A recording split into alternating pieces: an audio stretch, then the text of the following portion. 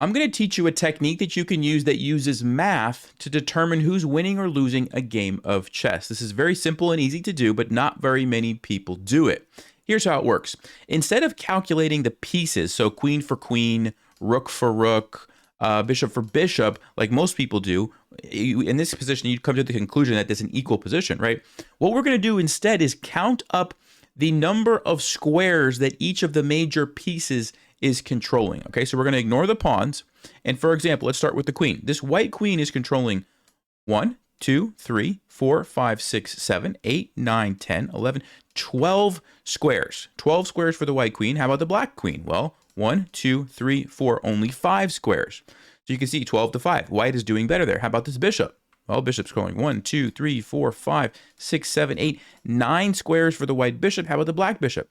1, 2, 3, 4. You could argue that these are not even really being controlled, but we could say 4 or 2, depending on how you want to calculate it. The idea is white is better. If you add up all of these, I'll show you this chart that I'm looking at. We come to a total of 42 for white and 17 for black. That means white's pieces are 250% more efficient than black's. Okay, and this is a very simple and easy thing that you can do. Try to place your pieces on squares where they control more of the board, and at the same time try to prevent your opponent's pieces from controlling more of the board, and you're going to end up in a position where you have a significant advantage even though the material might look the same.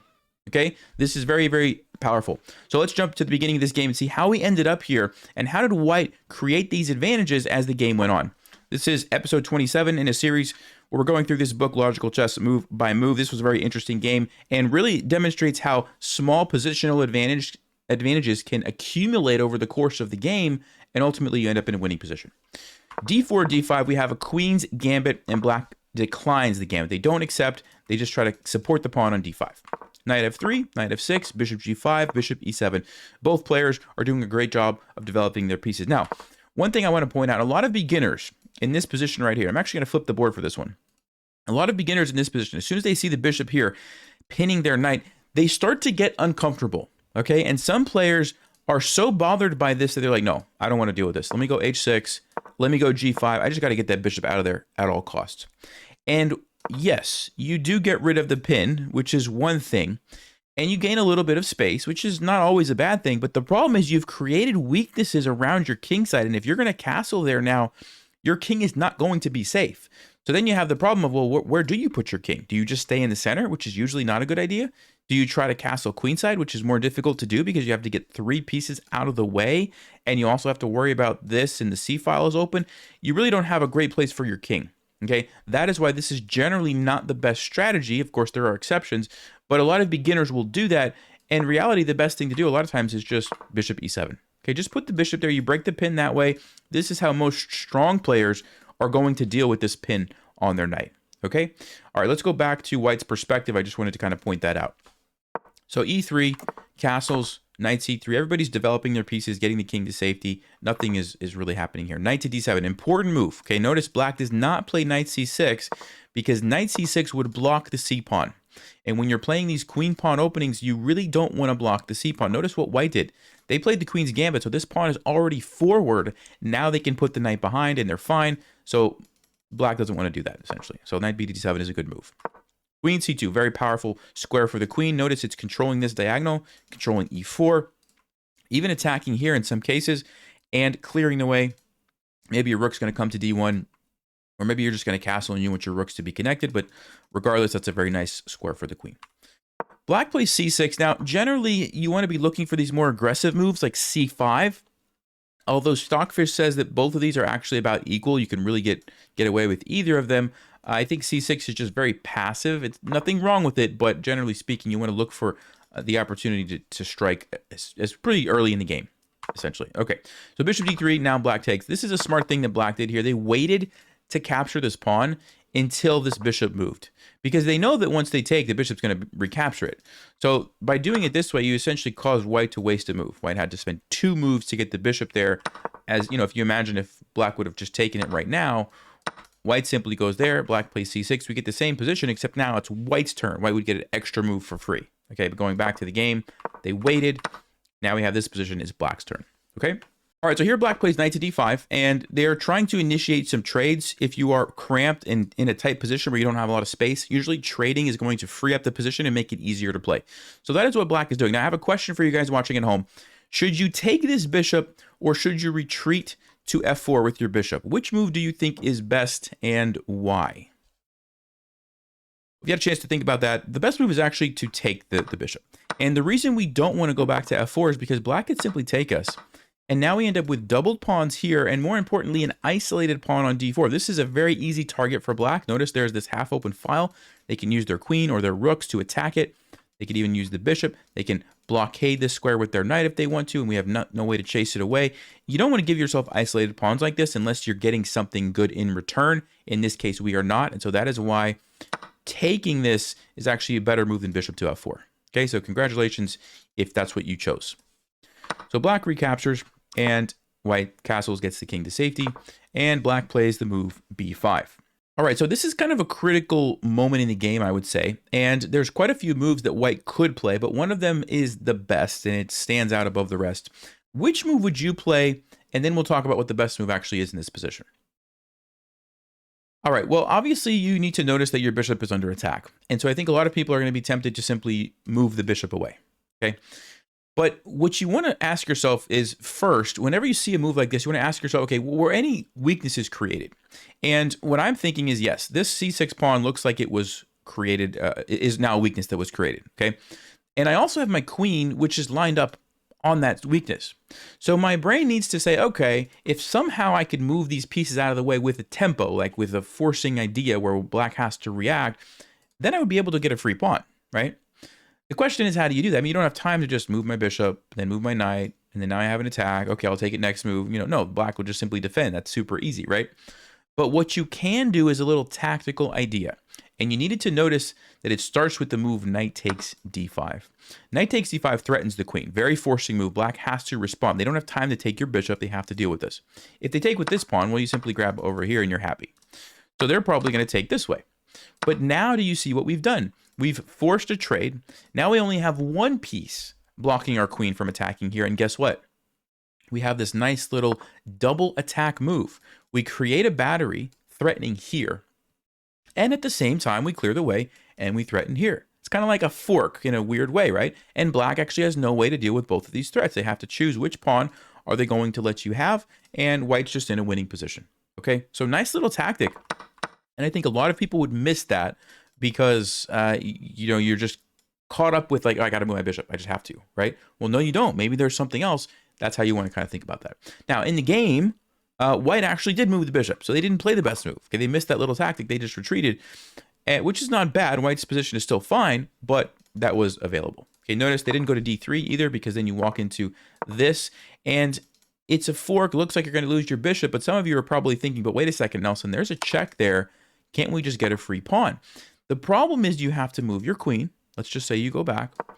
And now black can play the move g6 if they want, trapping your bishop. And yes, you can sacrifice, which is not totally out of the question. You get 3 pawns for your bishop, which is okay. You expose black's king. But I don't know, rook g8, now the black rook is going to be attacking you. This bishop's probably coming here at some point. The queen is a good defender of the king. I wouldn't personally want to play this position as white, but that is an option. Anyway, back to the game. White decided to go all the way back to e2. So black plays a6. They really want to support b5 so that they can start thinking about playing c5. Okay, this is kind of a critical break in these d4, d5 openings that black really needs to play. And so what do you think white does? Knight to e4. Very, very powerful move, primarily because guess what? It stops c5. And white says, no, I don't think so. And at the same time, they're attacking on c6. So black defends. And now white plays knight to e5. Now, knight to e5 is a really nice move. And the reason is if you go knight c5 immediately, look what happens. Takes, takes, takes, takes. And the pawn is kind of in your own way. Like you can't put a rook here and attack stuff because the pawn is there. You can't maneuver a knight to jump in there and attack stuff because the pawn's in the way. Yes, you have the d6 square. If you could figure out how to get your knight there, then maybe that's worth something. But it's not the best that you can do. And so what white does by playing knight to e5 is essentially say, look, I'm going to eliminate this knight, which is defending there. And then this knight will be able to jump into c5 and really put the pressure on black's position. And so that's what's happening with knight d5. Of course, if black takes, then you're going to invade maybe here. Also, again, maybe here you really give yourself lots of options. These squares can be used for your rooks. And even though this is a doubled pawn, it's a very powerful pawn. So it's actually good for white. Okay, so black plays rook c8, and then white trades. And why did they trade? Well, they wanted to infiltrate with the knight, which they've now accomplished. Okay, and this is very, very powerful knight. It's an outpost, which means there's no pawns that can attack it. So it's going to be very difficult for black to ever make this knight move, right? Even if you traded for this guy, you know, you could just recapture with the queen or something. Very, very powerful position for white. All right, so black just moves the queen, and white plays the move rook f to d1. Now, most strong players are going to try to put their rooks on open files, which means a file with no pawns on it. In this case, we don't have any of those. The next best thing would be a half open file. So this is an example of a half open file. There's only one color pawn on it. This is a half open file for black. And if there are no half open files, then they usually will bring the rooks to the center of the board. But it's important that you want to use the rooks. They're very powerful pieces. You don't want to just leave them sitting and not ever use them. Okay, so that's what white does here. Black decides to shuffle this guy over. This rook isn't really doing anything here, so it makes sense. Rook, the other rook comes over.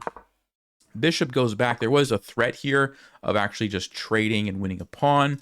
And so black tried to avoid that with bishop c8. And now white plays a really interesting move, I think, which is queen to e4. And basically what they're doing is saying, look, I'm going to relocate my queen over to the king side to attack the king.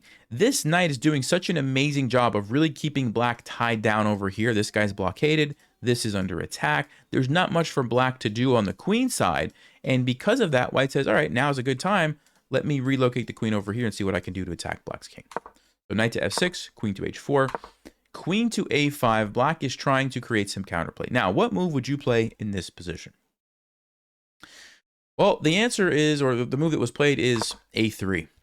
And this is really, really important, okay? I think, you know, sometimes we get caught up in like, all right, I brought my queen over here. I need to keep attacking. Let me start throwing my pawns forward. Let me move my bishop to create, you know. Instead, white says, no, I'm going to limit my opponent's counterplay. This is critical. If you limit their counterplay, what are they going to do, right? So a3, very simple move. Just, nope, I'm not going to let you in. I'm just going to go here. So black says, well, I'm going to keep attacking. I'm going to play b4. Guess what white plays now? a4. And again, this is defended. Now this is kind of blocked off. Just two simple moves that totally shut down anything that black was trying to do over there. Okay, very, very important moment. Knight to d7. Black's like, I gotta get rid of this knight. This knight is too powerful. Let me trade that off. White says b3. Okay, once the knight is gone, the pawn on a4 was going to be attacked. So b3 simply defends, also blockades this guy, and he's just there's nothing that black can do on this side of the board now. Takes. The rook comes up. Queen goes back, and this was the position, I believe, at the start of the video where we counted up the squares. And you even just without counting, of course you can count, but even just kind of from looking, you can see all of these squares that are controlled by white, right? The queen is controlling all of these. Look at how much of the board the bishop's controlling these here. Look at all of the control that white has. This rook, I mean, it is just massive, right? Look at that. And then you look at black and it's like, well, there's a little bit over here. Okay, there's a little bit here, and there's a little bit here. Like there's hard, look at the difference, right?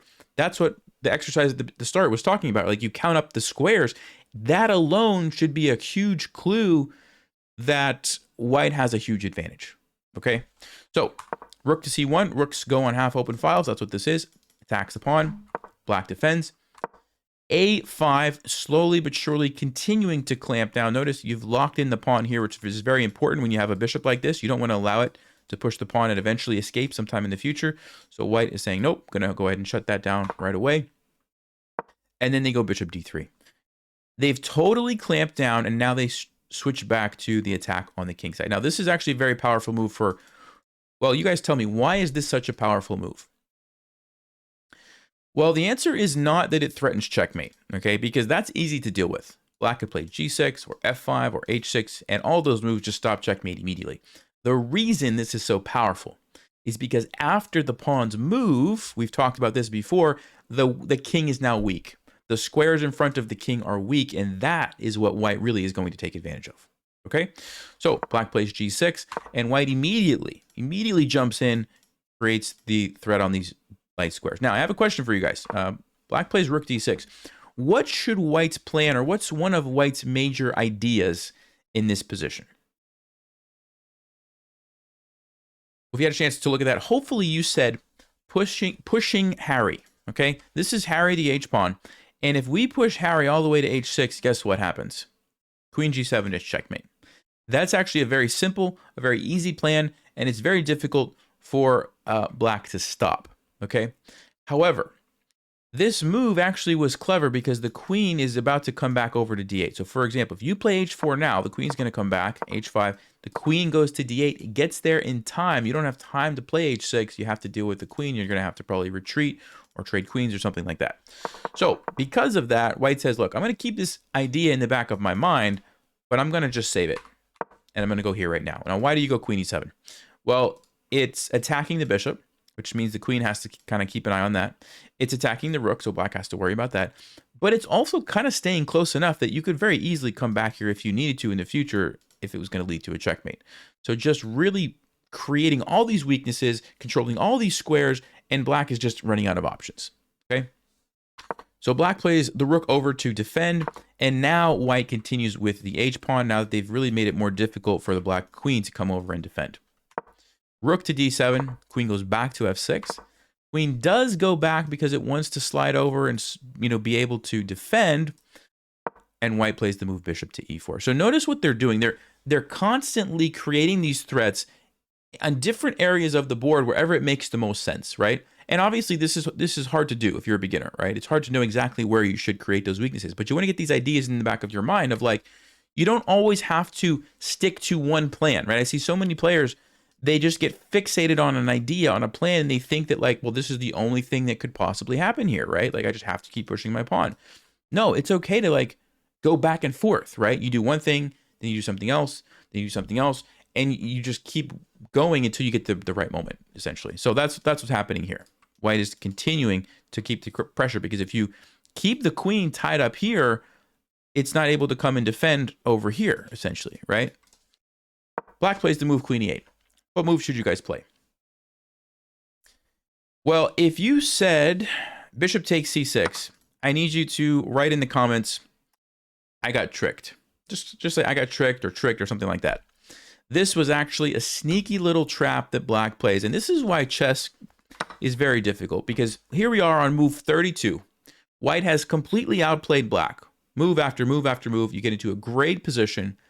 And then you just fall for one sneaky little trap and your advantage basically goes away. Sorry, that was the move they were supposed to play. They did play. Your advantage basically goes away. Watch what happens. If you take this, black's going to take. You're going to take. Looks like a free pawn, right? Looks like a free pawn.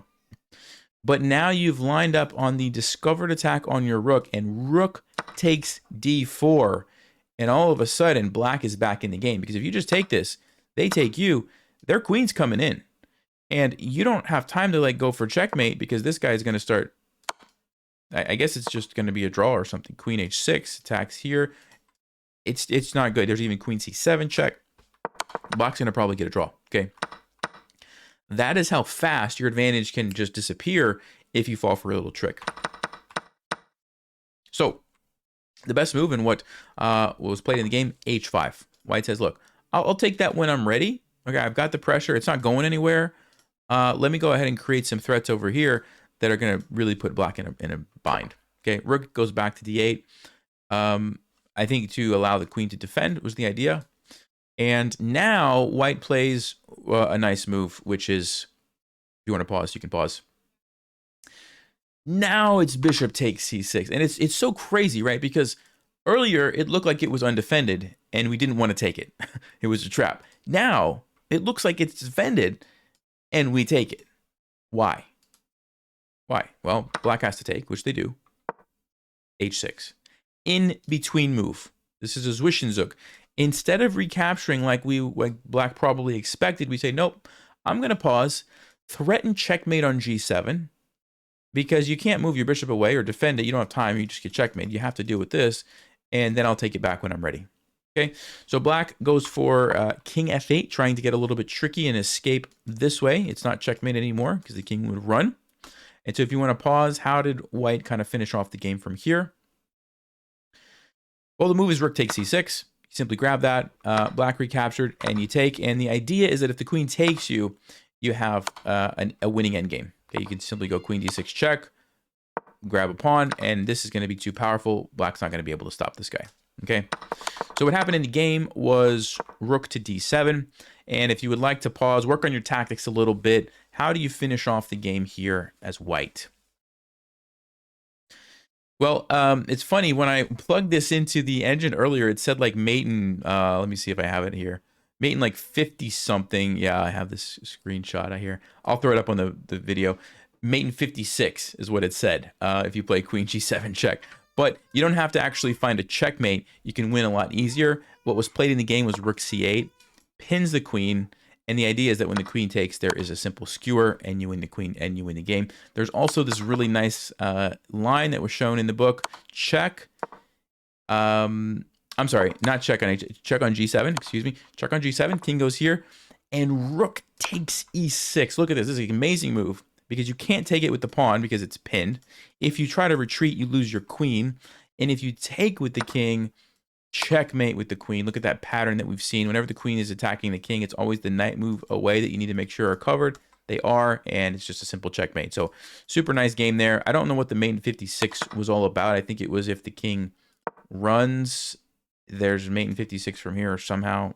Anyway, another interesting tidbit about this game is that black never, with the exception of this pawn, never crossed the 4th rank with any of their pieces. And that really goes to show, going back to the original question of like, how do you use math? White could just continue to control so many squares for the duration of this game. Black never had options. That's the problem when you don't have enough squares controlled. You don't have options. You don't have places that your pieces can move to come up with good ideas. White did, because they had so much more space. Black didn't, and that's ultimately what cost black the game and how white was able to win. Hope you guys enjoyed that and learned something. This was episode 27. Next time it's 28 in the book Logical Chess Move by Move. I'll see you then. As always, stay sharp, play smart, and take care.